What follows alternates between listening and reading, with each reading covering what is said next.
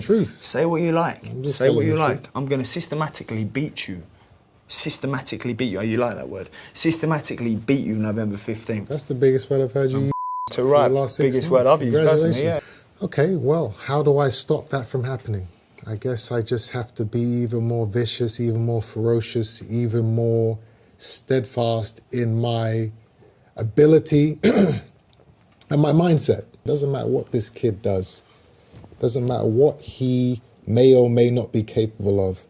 I am not going to stop until I am pulled off of this guy. When that bell goes and those fists start flying, I think that he will revert back to what he is, which is an emotional kid who gets caught up in the moment and will make those mistakes.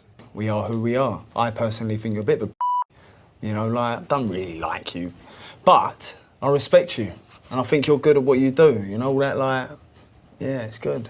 You think I'm a That's okay. I've been called a lot worse. Many, that's fine. I'm sure you think the same about me. I've heard, well, yeah. I don't use words like you know, I have a bit more, you know, class, yeah. Parliamentary procedure. Yeah, just say it, Chris. Get it off your chest. In the way I speak. Get it off your chest, Chris. I know you want to come with all them smart, fancy words, right? But, you know, I know how to, I have a good vocabulary. Okay. I went to private school before I got expelled. I did. So I learned. I thought you was part of like some gangland business in Brighton. I smell pain. I know that hurt you as well. I smell a Every time I jump in that roles, yeah, Chris, I'll go, thank you, Chris. Thank you, Chris. I'm happy for you. You know, what I've learned throughout my life is that material things don't really mean. Mate, yeah, it's so rich coming from you sitting there with a Gucci jacket and a chandelier kettle. Well, listen, come on, mate. No, listen. I need to look good for the cameras, listen, please. But Just at stop. the end of the day, now you're talking. It doesn't. Maybe, 6 weeks of negotiations, the date, venue, set, booked, asked me if I was good for that date, no problem. What happened, Chris? I decided that I didn't want to fight on September 20th because you did. I wasn't, to be honest. I'll be ready to fight. I'll fight you tomorrow. I saw every interview. I'll fight you right now. I don't give a damn when this kid wants to fight. We're going to fight when I want to fight. I won. I don't have to march to the beat of these people. After I dispatch this kid again, for sure we're looking to get well. Dispatch, was it? Well, you know, it was a convincing, just be honest. Comprehensive beatdown. You jumped down on the floor like, thank God I won that title. Thank God I won that. Well, I'm not going to shout and scream and throw my toys out of the pram like you and Eddie do. But how's that? What do you mean, how's that? How's that? Look at the things you've done and said throughout over the last 5 months. Like what? Like every interview that you've done. No, enlighten me. Well, listen. No, enlighten me, Chris. Chris, enlighten me. I actually don't even know what you're talking about. What it is I've said that's got you all... I don't know, you're obviously thinking about it. It's been 5 months worth of things I've said. You're an emotional guy. What have I said? What have I said that's really hurt your feelings to bring it up today? Nothing. And that's the thing. Oh, okay. You can't hurt my feelings. But I'm not bothered about it. It doesn't matter. I don't care about talking. My hurting is punching you in the face. That's my hurting, putting you in hospital. And how did that go for you last time? Pretty good. You're in hospital sipping food for a straw. You lost and you broke your toe. Yeah, you broke your toe? We're not 20 minutes. Chris, you can't say that. It's documented. You can't say that, I can say whatever I want. But, like, I was in hospital. I was on a drip. I was in a bad way. I was dehydrated. It's called a fight. What's that got to do with people stopping your ambulance from leaving? Your ambulance. Okay, well, when I put the footage out, I put the footage out. When the CCTV cameras come out, put the footage out, Chris. When the lawyers get involved, then you're going to shut up, aren't you? I'm looking forward to it. I don't have. No, but no one cares enough about you, Chris, to stop your ambulance. The thing is, I genuinely thought I'd knock him out. Genuinely. But how's that not true? Because it's not true. But how's that not true? Because I thought I was going to have you face down on the canvas. You know for a fact. How can I know that for a fact? Liam Smith done it. Yeah, how can you say no? I know that for a fact. That was a 1 in a million. 1 in a million. That was a 1 in a million. But it still happened, didn't it?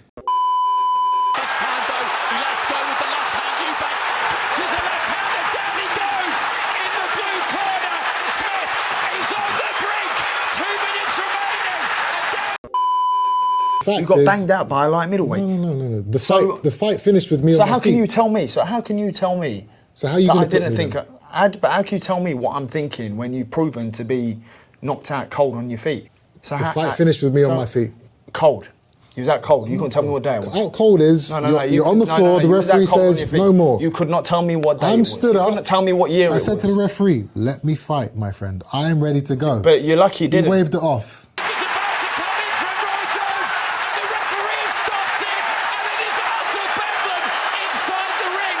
The fight's over. I can't stop it.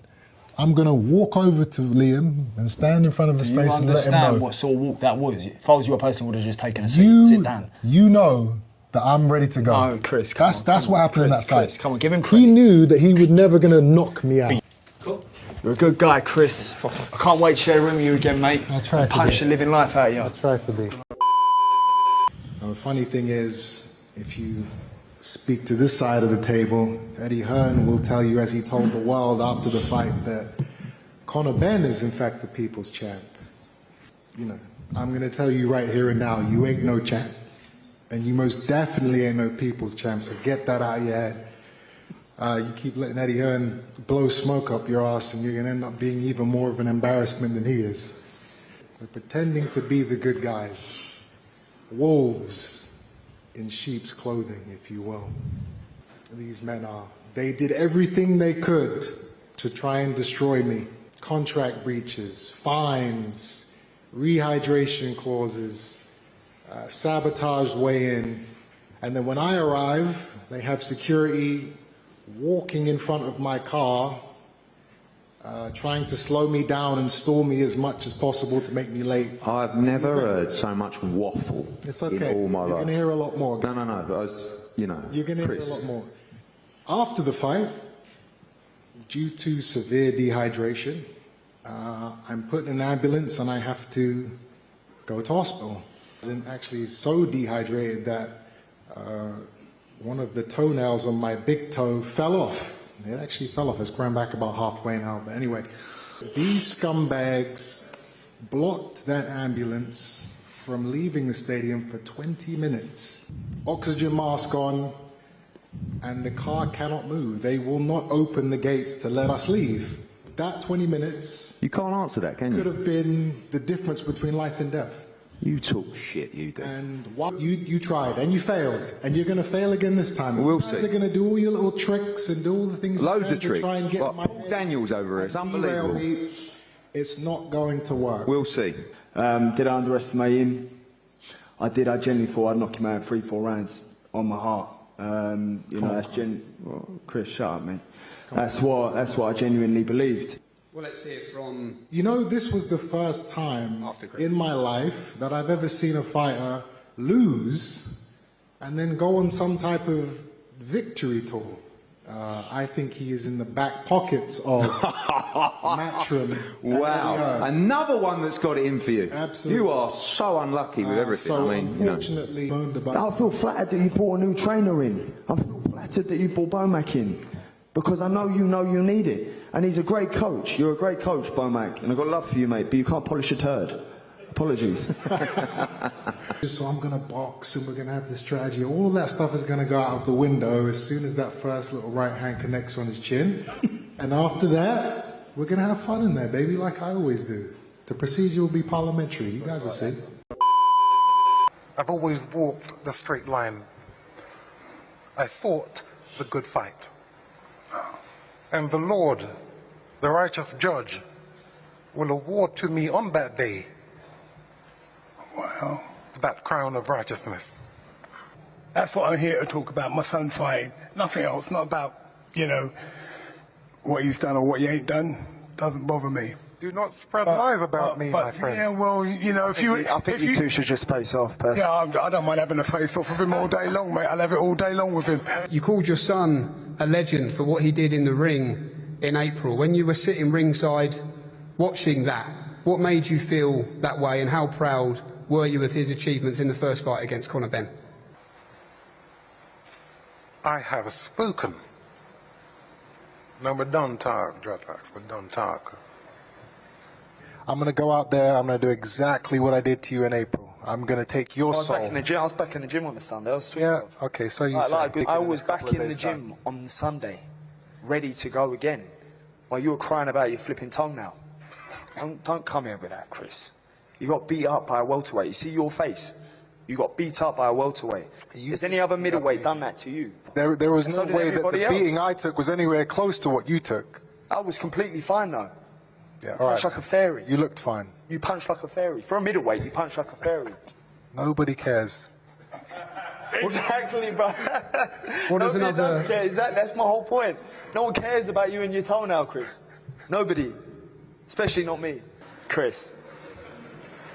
Are you really not going to look at me, Chris?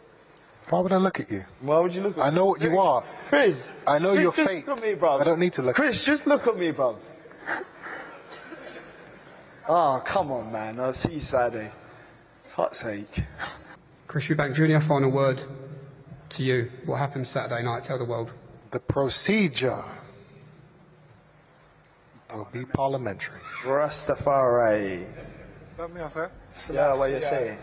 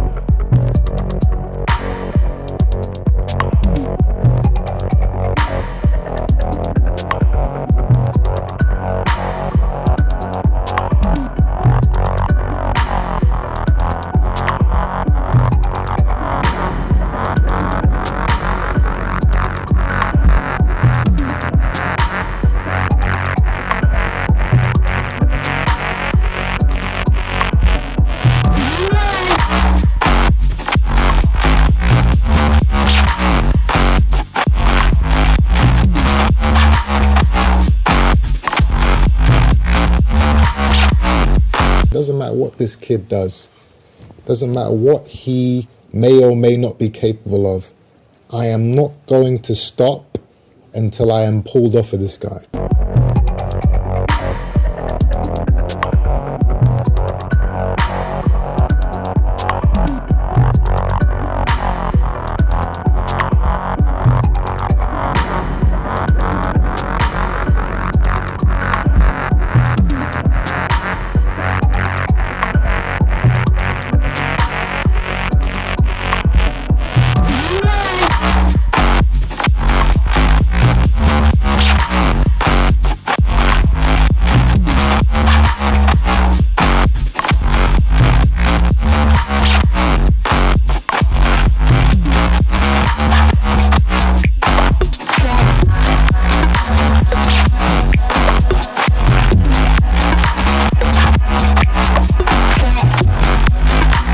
So I'm going to box and we're going to have this strategy. All of that stuff is going to go out of the window as soon as that first little right hand connects on his chin.